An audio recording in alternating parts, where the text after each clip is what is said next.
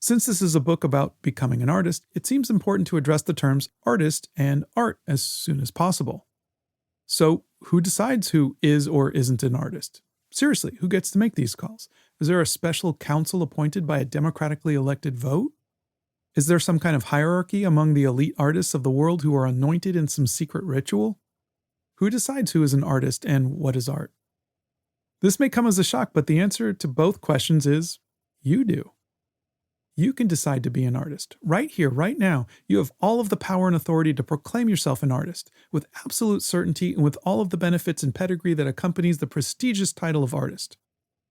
You don't need to be born with any particular talent. You don't need to go to school. You don't need a degree. You don't need to sell a piece of art. You don't need to have your work in a gallery. You don't need your art published. You don't even need to be good at art. You don't need to dress like an artist either, although sometimes it helps. You just need to say these words, I am an artist, and poof, you're an artist. Now, for legal reasons, I want to say that this only works for artists. It does not work for lawyers or doctors or pretty much any other professions. Apparently, in other professions, this is called fraud, and it's frowned upon. You, and only you, get to decide whether you are an artist.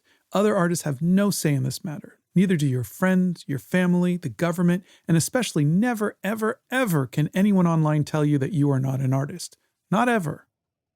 You control your identity. You control your fate. You decide who you are, and no one else in this world can say otherwise. As to the question, what is art?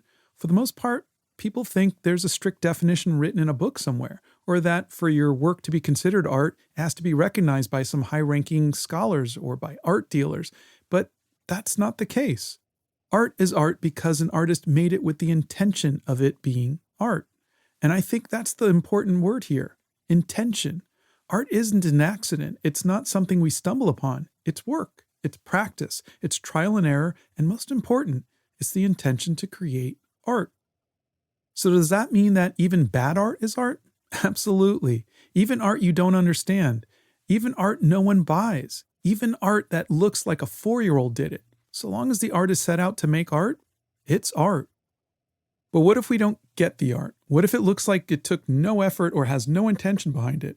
Well, this is where I personally have some inner conflict. During my time in New York, I visited the Metropolitan Museum of Art and I saw a painting by 2 renowned abstract artists. A giant Jackson Pollock painting. He's the guy who would just dribble paint on a huge canvas, and it looks like something a child would do if left unattended. And a Mark Rothko painting. He's the guy who painted a big square that apparently causes people to weep openly when they stand in front of it. I honestly don't get either of them. Drips of paint in a square of color? Yet for decades, people have sung the praises of Pollock and Rothko as if they were geniuses, as if this was somehow masterful. But all I see is the emperor has no clothes. In the story, an emperor is tricked into believing he has been gifted an outfit so rare and splendid that only the smartest and most cultured people can see it. Once his clothes are on, he looks down at his naked self, panics, and thinks, wait, if I can't see them, does that mean I'm dumb and uncultured? Not wanting to seem like a fool, he pretends to see the clothes that are not really there. Then he parades through town, completely butt naked, while everyone, terrified of looking stupid, cheers and applauds his magnificent outfit. But in the end, the truth is plain as day. The emperor was never wearing anything at all, and the whole town played along just to avoid looking like fools. That's what abstract art is for me. I feel like I look at it and I'm supposed to get something that simply isn't there. It splats on a canvas. It's a giant square of color. How is this art? Is it all a prank? Is it something people tell themselves is impressive to feel smart or cultured? Or does the emperor simply have no clothes? There's plenty of art I'm not fond of personally, but I see the mastery of the artist's techniques. I can place value on their work.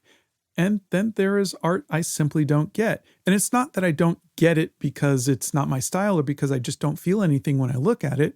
No, in the case of abstract painting, I don't get it because I don't see the value, the care, the practice, the thought, the mastery of technique that would normally be valued for art. I don't see that at all. But here's the thing, me not getting it, even me thinking it's a prank on people to make them feel dumb, this in no way makes it less art. If someone wants to splatter paint on a canvas or make squares to their heart's content and call it art, then it's art. If someone wants to roll around and paint naked and leap onto a canvas and flap like a chicken and call it art, I'm not saying a thing. Para